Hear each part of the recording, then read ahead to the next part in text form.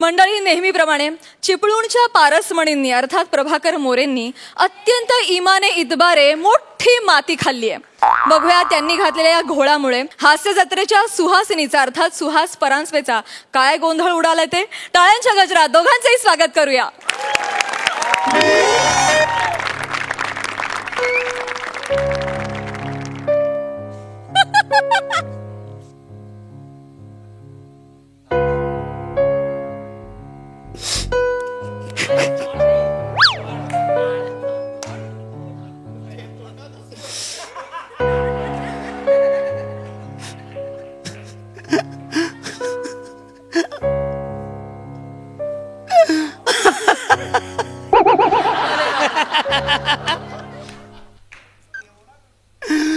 Suhas madam, हा office आणि जग सोडून तुम्हाला आज 3 दिवस पूर्ण झाले, पण असा एक पण दिवस गेला नाही की तुमची आठवण आली नाही. 3 दिवसाचा दुखवटा संपून आज मी ऑफिस उघडलेलं आहे.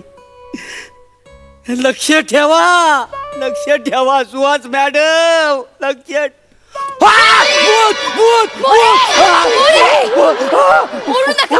अजिबात ओरडू नका.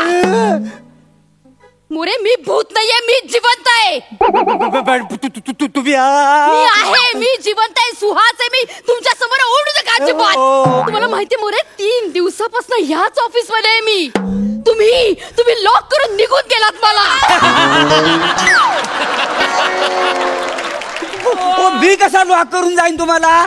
मी जाताना सगळं माझं ऑफिस बघून गेलेलो आहे. कामच आहे का नाही माझं तसं? अहो सगळं माझं पंखा चालू आहे काय, लाईट चालू आहे काय, नल बंद केलाय काय, सगळं चेक केलं मग ऑफिस बंद केलं होता. मग माझी केबिन का नाही चेक केली मोरे तुम्ही? केबिन मध्ये आलो होतो मी, पण तुम्ही तिथं नव्हती. मी तिथेच होते, केबिन मध्ये इथेच होते मी. मोरे, त्या दिवशी जाताना ना पेनाचं टोपण खाली पडलं म्हणून मी वाकले ते घ्यायला, तर खाडकन दरवाजा बंद केलात आणि निघून गेलात तुम्ही. मी दरवाजावर हात मारते, तुम्हाला हाका मारते, पण तुम्ही तार तार तार निघून गेलात. काय एवढी घाई कसली असते घरी जायची तुम्हाला? आणि गेलात तर गेलात, माझी पर्स सुद्धा घेऊन गेलात. बरोबर, मला वाटलं तुम्ही इथं विसरलात पर्स म्हणून मी घेऊन गेलो. अशी कशी विसरेली पर्स? नाही, अहो काय झालं, मला वाटलं तुम्ही इथं दिसत नाही म्हणून तुम्ही पर्स घेऊन, म्हणून मी पर्स घेऊन गेलो. हो, धावत पळत मी गेलो बस स्टॉपवर तुम्ही भेटाल म्हणून. तोपर्यंत तुम्ही निघून गेली होती. पण मी तुम्हाला फोन केला, तो तुम्ही उचलला पण नाही. कसा उचलणार?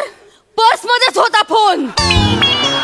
ऑफिसच्या फोनवर ना फोन करायचा होता ना मला. तुम्ही गेले 7 दिवस तुमच्या मागे लागले ना. रिपेअरिंग टाकलेला फोन परत आणा. उद्या फोन आणतो इकडे. असं मारायची इच्छा होते ना तुम्हाला मला. ओ पण किती शोधलं मी तुम्हाला, देवा शपथ. सायरा वायरा पळत होतो, पळत मी तुमच्या घरात गेलो. घरात जाऊन विचारला, मॅडम घरी आल्या काय? माझ्या घरी कशाला गेलात मोरे तुम्ही? गेलो म्हणजे विचारायला नको काय, तुम्ही मला दिसल्या ना म्हणून. तर माणसं सगळी घाबरली घरातली तुमच्या. अरे घरातली माणसं घाबरणारच.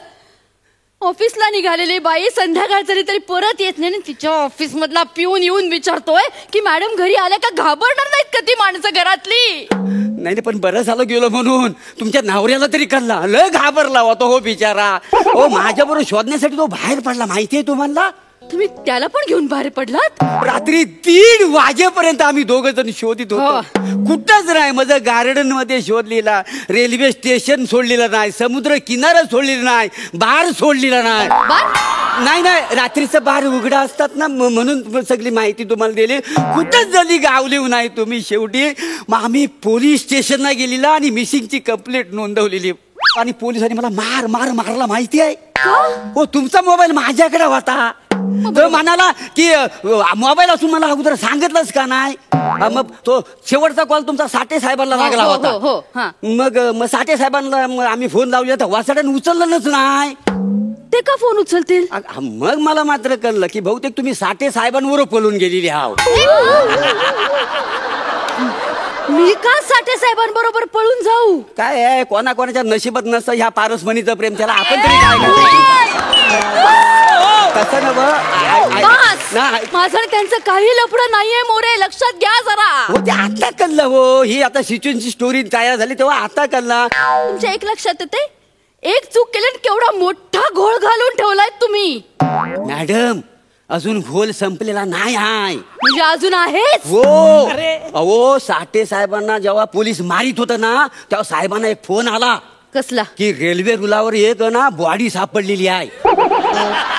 तिचा चेहराच ओळखू येत नाही पण मी ओळखला. म्हटलं ही मॅडमची डेड बॉडी आहे.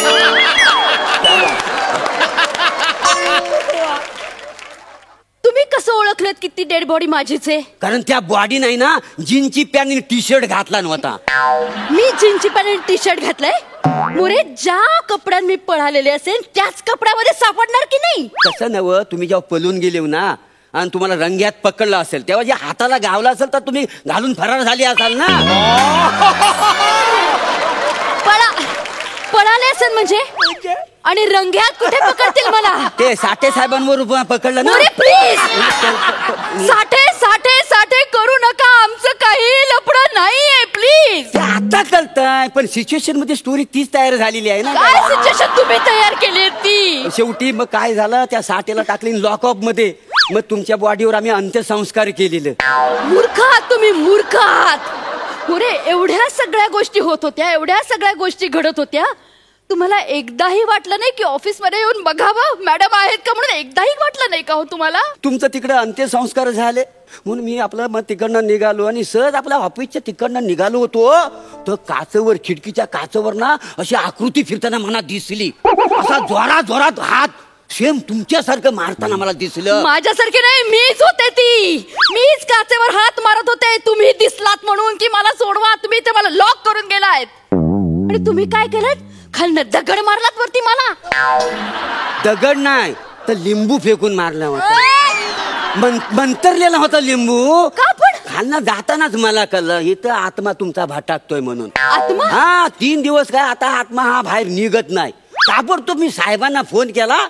सगळ्या तुम्हाला सांगतो संपूर्ण कार्यालयाला 3 दिवस सुट्टी जाहीर करा. काय समजलं? हा असं सगळं झालेलं आहे. म्हणून तुम्ही 3 दिवसांनंतर ऑफिस उघडायला आलात बरोबर? हो हो हो मॅडम बघा ही सगळी तुम्हाला स्टोरी मी खरी खरी सांगितलेली आहे.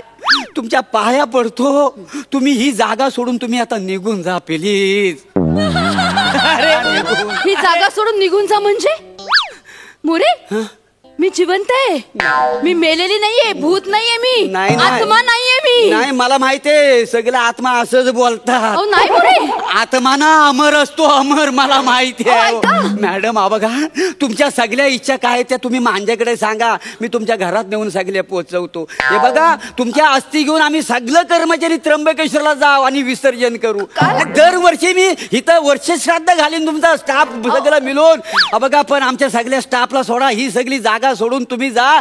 तुमचा आत्मा मुक्त होऊ द्या मॅडम. तुमचा आत्मा मुक्त होऊ द्या. नाही माझा आत्मा मुक्त होईल की नाही मला माहिती नाही पण तुमचा आत्मा तुमच्या शरीरात मी नक्कीच मुक्त करणार आहे. मॅडम